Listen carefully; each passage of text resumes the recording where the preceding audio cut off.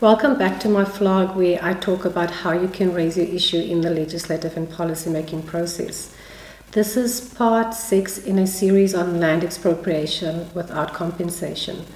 Parts 1 to 5 is available on my YouTube channel. This week the 5th Parliament came to an end, and on the 8th of May we will be exercising our constitutional right to vote. After the elections, a new Parliament will be constituted. The new or 6th Parliament will be guided by legacy reports of the previous Parliament. The aim of the legacy reports is to firstly guide the new Parliament in terms of what the work was that was undertaken, what the challenges were, and what the recommendations are for going forward. So my reason for explaining this is to give you some background and understanding that although the 5th Parliament came to an end, the new and 6th Parliament will continue with any unfinished business. I have received several questions asking me on what the process is now, or what the way forward is in terms of the expropriation, what are the requirements for amending Section 25, and what is meant by land expropriation without compensation. So if we look back, last year the Constitutional Review Committee conducted public hearings throughout the country and at Parliament. The committee then reported to the National Assembly, and in terms of that report, it was noted that there is an overwhelming support for Section 25 to be amended. The report further highlighted that majority was of the view that Section 25 already makes provision for expropriation of land without compensation or zero compensation. However, that Section 25 should be amended to make explicit what already is implicit in the Constitution. So after the adoption of the Constitutional Review Committee's report, the National Assembly then resolved to establish an ad hoc committee to look at amending Section 25.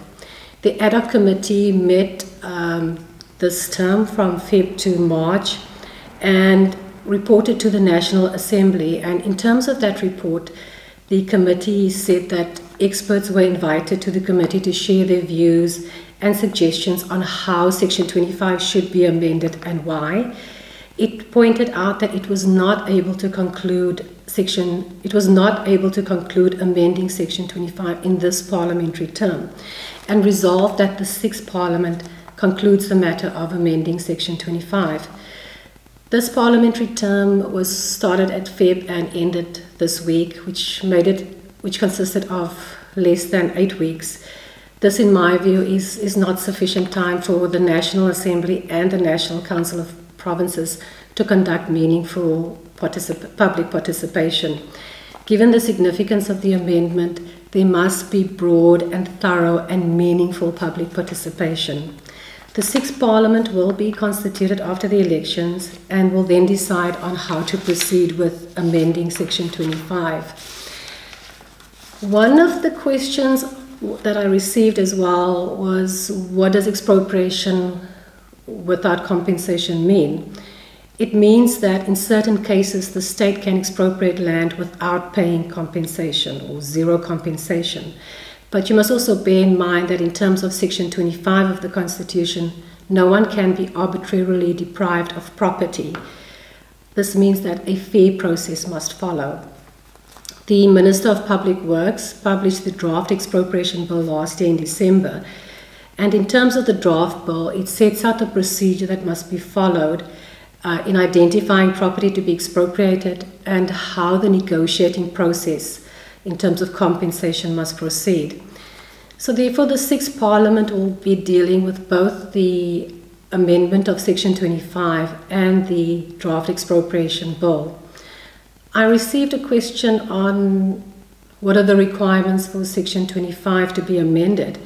Well, Section 25 falls within the Bill of Rights of the Constitution, which means that after public participation has been conducted, the National Assembly would need a 2/3 majority vote. Similarly, the National Council of Provinces would require 6 provinces to vote in support of that bill. I think it's also important to know that last week there has been media reports stipulating that the Land Claims Court in Durban concluded that the courts will now have the final say in determining the amount that landowners should be compensated in expropriating, that landowners should be compensated in expropriations and not the Office of the Valuer General. I'm not surprised by this ruling as in the past 20 years, in the absence of an updated Expropriations Act, one that is in line with the Constitution, the courts have given the final say in terms of what the compensation should be in expropriations where there have been disputes between the landowners and the state. I am looking forward to how the court is going to define what just and equitable compensation is. So these are some of the questions that I've received. I want to say thank you for the questions and comments. I do hope that you have a better understanding of the legislative process. Lastly, please like, share, and subscribe to my YouTube channel. For more information, or if you wish to send me a message, please visit my website at zalnerjansenconsultancy.co.za.